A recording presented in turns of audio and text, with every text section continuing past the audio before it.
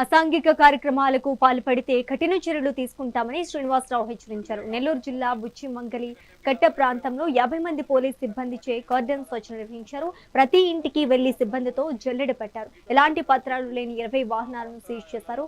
ఈ సందర్భంగా ప్రజలందరూ స్నేహభావంతో మెలగాలని, చట్టాలపై అవగాహన కలిగి ఉండాలని వారు అన్నారు. మహిళలపై అఘాయిత్యాలకు, డ్రంక్ అండ్ డ్రైవ్, గంజాయి వంటి అక్రమాలకు పాల్పడితే చర్యలు తప్పవని హెచ్చరించారు. అలాగే ప్రమాదాల నియంత్రణ, రోడ్డు భద్రతపై ప్రతి ఒక్కరూ అవగాహన కలిగి ఉండాలని సూచించారు.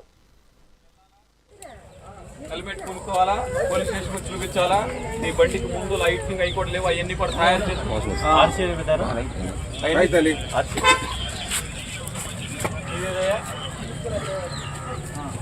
హెల్మెట్ నీదేనా? బండి కాగితాలు ఉన్నాయా?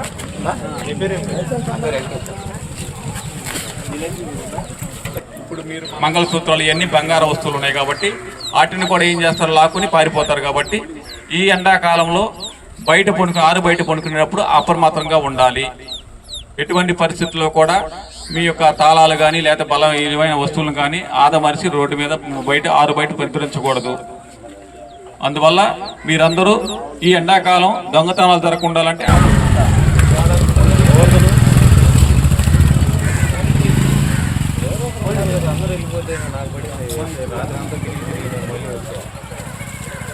మళ్ళీ ఇయ్యాలి మళ్ళీ ఇయ్యాలి డిఎస్పీ జి శ్రీనివాస్ గారి ఆధ్వర్యంలో సబ్ డివిజన్లో ఉన్నటువంటి 3 సిఐలు, 6 ఎస్ఐలు, మొత్తం ఒక 50 మంది సిబ్బందితో ఈరోజు ఈ మంగళకట్ట గ్రామంలో కార్డన్ సర్చ్ ఉదయం 4 గంటల నుండి స్టార్ట్ చేయడం జరిగింది.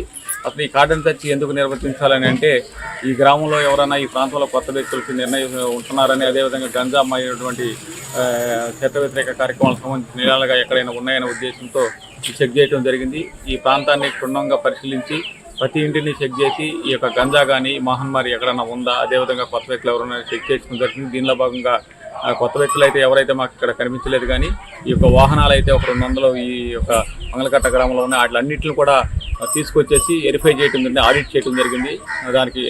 దీనికి ఆర్సీ నెంబర్ ఉందా, బండికి పొల్యూషన్ ఉందా, ఓనర్ పర్టికులర్స్ ఏంది, డ్రైవర్ ఉన్నాయా లేదా, ఎన్ని కూడా డీటెయిల్గా పరిశీలించడం జరిగింది. పరిశీలించిన తర్వాత ఒక 20 వాహనాలకి రిజిస్ట్రేషన్ నెంబర్స్, తర్వాత ఆర్సీలు లేవని తెలిసింది. వాటిలన్నింటిలో కూడా పోలీస్ స్టేషన్ తీసుకెళ్తున్నాము. వాళ్ళు కొంత టైం ఇచ్చాము, వాళ్ళు కొన్నటువంటి బయట ఉందని చెప్తున్నారు. వాటిలన్నింటి కూడా చూపించి, లేకపోతే ఆ వ్యక్తి వలన చేయడం జరుగుతుంది.